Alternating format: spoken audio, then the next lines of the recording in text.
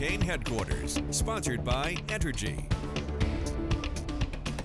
12 News is your hurricane headquarters. After roaring past Jamaica, Hurricane Beryl made landfall near Cancun, Mexico with strong winds, dangerous storm surge, and damaging waves. Welcome into 12 News at midday. I'm Tia Johnson. ABC's Morgan Norwood has more.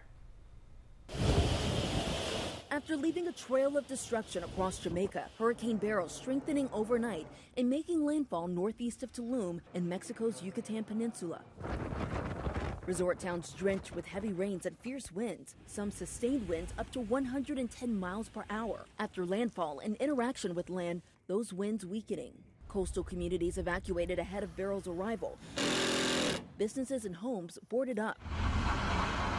The hurricane already blamed for at least 9 deaths in the Caribbean, damaging or destroying 95% of homes on 2 islands in St. Vincent and Grenadines. Beryl was downgraded to a Category 2 after slamming the Cayman Islands with a powerful storm surge. Jamaica now assessing the damage.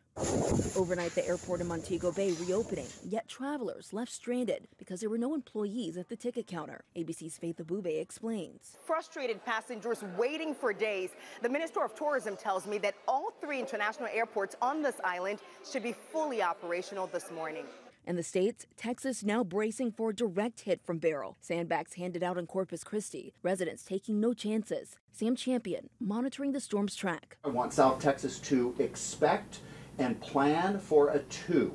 We cannot tell you that it won't be. So I want you to plan for the worst, and then hopefully we'll get lucky with a 1 there. There could be up to 8 inches of rain. Flash flooding is very likely there.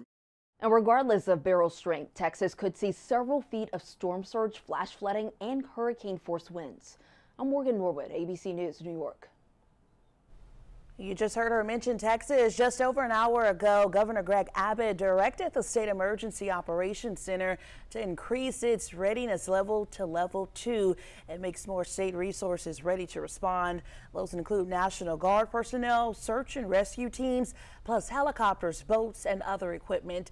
Texans in the Gulf Coast are starting to evacuate as winds from Hurricane Beryl are expected to hit land tomorrow. Meanwhile, the American Red Cross says it has local assets on standby. Crews spent most of yesterday preparing a trailer and have around 20 staff and volunteers ready to go where needed. Natalie Warren, the executive director for Southeast Texas chapter of the American Red Cross, said they have pre-stage assets and are on constant calls about the hurricane.